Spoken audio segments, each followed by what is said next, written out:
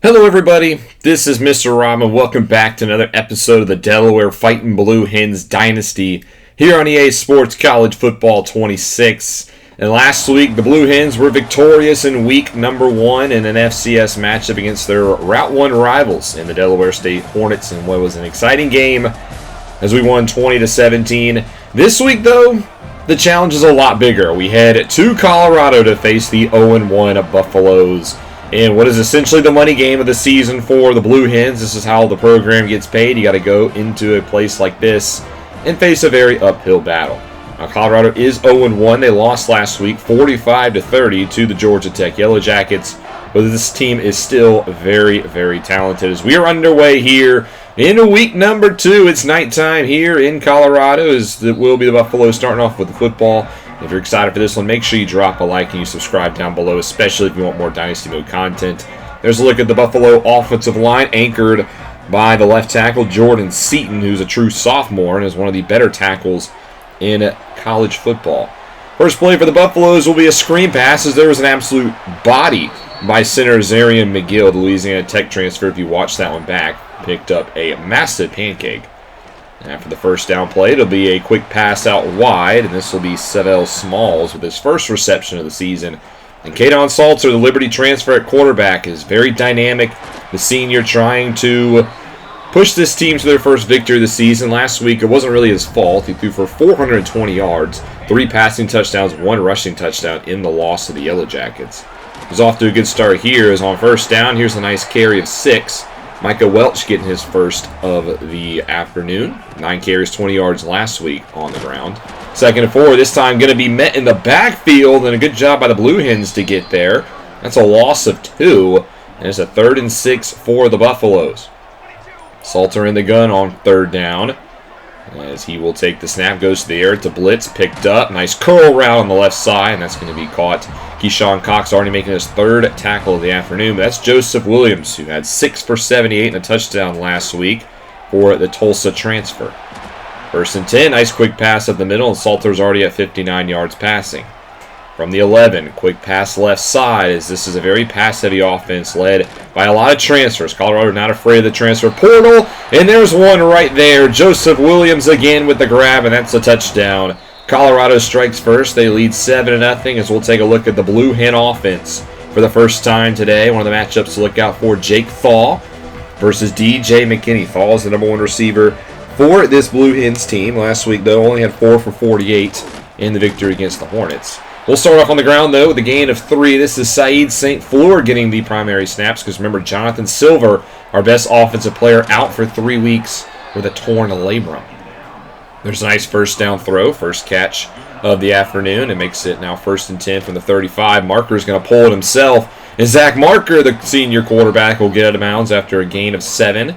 Only rushed 6 times last week, had 5 yards total. He can get mobile when need be. 2nd and 3 now, heavy blitz. It's a screen out wide for St. Fleur, but Colorado's ready for it. No pun intended, I didn't mean to say that, but it works. 3rd and 3 now, big 3rd down for the Blue Hens. Marker back to the air, finds his man short. This is Wilson, who gets a nice catch and run out to the 33. And just like that, Delaware might be in business here. In Colorado territory, trips to the left. Marker looks that way, has St. Fleur out of the backfield, and he'll have a first down. Nice job on the throw and catch and run. And now we're at the 21. Marker first down, short. Here's the tight end, Jake Brindell. And Delaware has entered the red zone. 2nd and 3 now. Back to the ground. St. Fleur up the middle's got some space. Saeed St. Fleur down to the 1-yard line on his 2nd run of the day. And it's goal to go now here for the Blue Hens. We'll see what they can do. Can they punch it in here on first down? It's going to be a keeper for Marker, and he will find the end zone. Touchdown, Blue Hens. They answer right back. And after a quarter of play, we're tied up at 7 apiece. I don't know if we'll win this game in the end, but at least we can say we're tied after a quarter, as a very good first drive for the Blue Hens has made it 7-all. However, we begin the 2nd quarter. Colorado's deep in Delaware territory, so it might not be tied for much longer. 1st and goal handoff for Micah Welch, and he will get it down to the 2. 6 carries, 24 yards for him today. 2nd and goal back to Welch up the middle, and he will find the end zone this time. Touchdown Buffaloes as they regain the lead. Answering right back with another touchdown. It's 14-7. Next drive for Delaware. We'll see if they can keep pace. Here's a 2nd and 10. This is a swing pass out to the tight end Sessoms, and he will lose 2. Now Delaware behind the sticks. See what they can do here in their own territory. It's a heavy blitz from Colorado, and it will get home right up the middle. That's Arden Walker with the sack, his first of the season. Delaware will be the first team to punt. So after a not-so-good punt, Colorado will get it at about midfield. As here on 2nd and 8, there's a nice strike, as both quarterbacks have been perfect thus far today. 3rd and 2, spreading out the defense. As Salter goes to the air here, looks right side, and this one's incomplete. There's the first incompletion. It's Kinsley Royal with the deflection, and Colorado will punt it. Okay, good defense. Now Delaware with a chance to get right back in this, but that's going to be a drive-ending sack again. This time Jaheim Otis, and you can just see the offensive line starting to feel a little overmatched. Next drive for Colorado. We get our first sack of the season, though. Keyshawn Hunter sacks Caden Salter. That's not easy to do. And now Colorado faces a 3rd down to get some yardage back. It's 3rd and 5. Salter loads up deep. He's hit as he throws, but Joseph Williams comes back for the football. That shouldn't have been caught, but a good job by readjusting by Williams, and it's a big 1st down throw. Next play is a swing pass, gain of 4. Now 2nd and 6. Salter making some adjustments. Goes to the air, actually looks to tuck it and run. He is very dynamic with his legs. Salter will run for it, and he will find the end zone. Touchdown, Buffaloes. 14-yard run for Caden Salter. His 2nd rushing touchdown of the season. It's 21-7. We've reached the 2-minute warning now, and Delaware has to punt it back to Colorado after a quick set of downs. So the Buffaloes with a chance to add some more points before we reach the first half intermission. They'll start their own 17 for their 2-minute drills. Here's a swing pass out wide, and that will be a quick gain of 5. Colorado gets back to the line. Now they want a screen left side, but this one's thrown behind the receiver. And it's a 3rd down for Colorado. If we can get off the field, we might have a chance of our own to get some points. But on 3rd down, that's easier said than done. Here's a quick pass to Jake Hestera, the Utah State transfer, this 3rd catch of the day. And Colorado will keep the drive alive.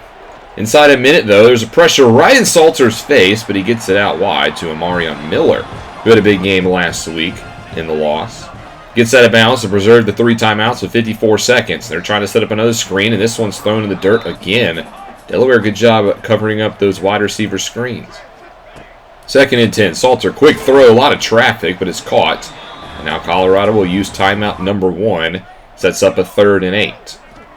Going to the air is Salter. 3-man rush. Looks in the 2nd level, and he finds his receivers. Miller again getting going as he's down to the 27. The Buffaloes will use their 2nd timeout. They got 40 seconds and 1 remaining. As Salter to the air looks short. This one caught. Doesn't get out of bounds. And the clock will continue to tick, and there's a lot that gets off the clock. We're at 10 seconds now. Almost 20 seconds goes in between snaps. This is a quick throw. And tackled in bounds. Colorado will burn their last timeouts. So they'll settle for the 3 points. And if you're Delaware, I think that's honestly a win. It could have been a lot worse. As here's the chip shot from Alejandro Mata, who hits it up and through. It's a 24-7 ball game going into the halftime report. 17 points is your difference. Delaware had a good first drive, but on offense has really stalled out and is feeling the pressure of this good Buffalo team. While Caden Salter on offense has been good, his connection with Joseph Williams, 5 for 85 and a touchdown today for the true sophomore. As Colorado looks to get their first win of the season. Delaware will start off with the football, though, in the 2nd half, as here they are at their own 20-yard line. And it'll be a give to St. Fleur to start, and, well, that didn't work out. Jaheim Otis, the Alabama transfer, in the backfield again, his 2nd TFL today. 2nd and 12, though, Saeed St. Fleur with a great hole up the middle. And he gets a nice 1st down carry. 8 for 46 on the ground for him today, almost averaging 6 yards per carry. Empty set here on 1st down. Marker tucks it and run, and he's what I'm talking about. He can get mobile sometimes. Slides down for a first. 6 attempts, 3 yards, and a touchdown today. 1st down back to the air. He's hit as he throws. And there's actually going to be a flag for intentional grounding on this play. He was still in the tackle box. So that will essentially be a sack. 2nd and 20 now. Marker back to the air. 4-man rush. Just looks short. Here is Wilson, who's been a hot target today. He gets 7 of those yards back. Sean Wilson, 3 catches, 33 yards for the sophomore in this one. And now it's a 3rd and long for the Hens. Marker to the air, hit as he throws, incomplete, and Colorado will get the football back their first drive here of the second half. They'll start with a quick throw, but it's covered up nicely. Joseph Williams gets another catch, and you can see the numbers for Salter today, 23 for 26 and 250. Second and 8, here's a nice swing pass out wide for Miller, and Miller's going to get into the second level, gets out to the 49-yard line before pushed out. Salter with a nice 25-yard connection there. And on first down goes play fake, but a nice little pitch to the halfback. This will be a gain of 9. Second and 1, motioning out the halfback on this play as it's a quick throw and a nice grab by Williams in traffic. Good coverage, but it didn't seem to matter. He's got 7 for 95 and a score today. Another good drive here for Colorado as Salter identifying the linebacker. First and 10, reaches the second level, and a good job by Salter to read that coverage and identify where the open hole is going to be. It's a nice connection to Jack Hystera. Goal to go here for Colorado. Nice run defense here. Micah Welch nowhere to go. He's had a tough day. That's Dylan Traynor in the backfield. Second and goal now. Swing pass for Hystera, and he will not get much. And that's a third and goal now from the 7. Delaware trying to force the field goal try here, as it's a give to Welch, and he will not go anywhere. Hunter leads the way, and Colorado does take the 3. So 27-7 now your score. It's down by 20 as the Blue Hens back with a football at about midfield, trying to screen for St. Fleur, but there's nowhere to go. He's shoved out of bounds after minimal gain. Third and 4 now here for the Hens. Can they keep the drive alive? They go to the ground, and it works. St. Fleur will get the first down, and now Delaware in Colorado territory. Checks out here on first down. This is Red getting a carry with Silver hurt. He picks up 4. Second and 6 as St. Fleur checks back in, trying to go off tackle. Nowhere to go. That's Samuel Okumbola with the tackle. Big third and 8. Marker to the air, looks short. He's got Thaw, and Thaw out of the slots will get the first down. And this is the best drive we've seen from Delaware since that first drive of the day. They're at the 21 of Colorado. Inside 2 minutes to go here in the third. Another quick pass, a lot of traffic, and that one's incomplete. Martavius French was in the area. They'll credit him with the deflection. As on second and 10, Marker throws it right side, and he's intercepted. This one picked off by Preston Hodge, and he will go the other way for a pick 6. First turnover of the season for the Blue Hens, and, well, it's going to be a 77-yard pick 6 for the senior safety. And Colorado now leads 34-7 as we go into the final frame. 27 points is your difference. It's a 4-score game, so I don't expect anything here in the fourth quarter, except hopefully going out with a little bit of dignity. Delaware has the football at about midfield to begin in this frame. As first and 10, here's a quick pass for Mass Patterson, who led the way receiving last week for the Blue Hens, and finally recorded his first catch here today.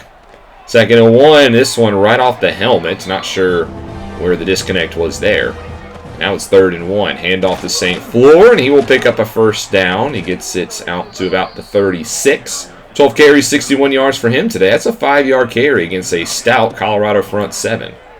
First down throw. Here is a short pass for Thaw, who gets 3. And he'll make it second and 7. Marker back to the air. Heavy blitz from Colorado. He steps up to run. He'll pick up a little bit here. Picks up 5 with his legs. 8 carries, 21 yards, and a touchdown for Marker on the ground. Third and 2. They go with the more traditional run, and that is a heavy put down right up the middle. That's Chris Brooks Scott, the senior, with the tackle. Fourth down. Delaware will go for it, and they'll throw it short for the tight end Sessoms, and Sessoms will have a first down. And the fourth down conversion works. Now out to the 23. Marker back to the air. Quickly tucks it and run, but this time Colorado's ready for it. It's Martavius French, the UTSA transfer, with the spy. And so is Arden Walker there for the tackle. Third and 4 now, 4-man rush. Marker quickly going to be sacked right around the edge by number Arden Walker. Now it's a 4th and 12. Delaware will go for it here. Really no other option as Marker has no time to throw. This one's incomplete.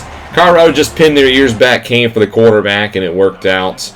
They get the football back. They'll drive down the field, set themselves up for a chip shot field goal to add some more points, make it 37-7, and that will be your final score. Colorado victorious here on Thursday night by a final score of 37-7 over the Delaware Fightin Blue Hens. Kaden Saltner is your player of the game. He was great. 91% completion, over 300 yards, and accredited for a lot of touchdowns. As the Buffaloes get their first win of the season, the Blue Hens get their first loss of the season, but honestly, this was to be expected. This was the money game, and even though the offense didn't score after the first drive of the game, I have to say the team played a lot better than I thought. I honestly thought, specifically on Heisman default sliders, we come into this game and get beat like 50 plus to like 3 or 7. But we only gave up 37 points in this game, and 7 of those came off a pick 6. So I thought, honestly, the defense played pretty good, all things considered. The offense obviously wasn't that great. The run game was pretty decent. It did stutter a little bit late. But obviously, we were playing a much more superior team in the Buffaloes.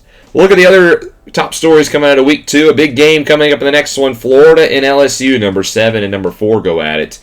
As well as Tennessee and Georgia getting ready, with Mike Matthews probably going to be the difference maker. Illinois gets upset party in Durham. The Blue Devils beat Illinois 24-13. And another big game this week, number 16, Texas A&M, and number 15, Notre Dame. Here are your top scores coming in week number 2. Washington State beats San Diego State and future Pac-12 opponents. Louisville joins the rankings after beating James Madison this week. And then Nebraska puts up 52 on the Akron Zips. Missouri will Kansas will put up 52 against Missouri. It's a huge win for the Jayhawks, who start 3-0. Baylor over SMU, and then Clemson puts up 69 on Troy. Seems like the Tigers were a little bit upset after last week's loss to LSU.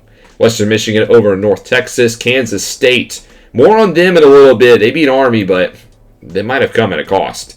UCLA goes on the road and beats UNLV 31-20, while Navy, who I think could be a sleeper team this year, beats UAB.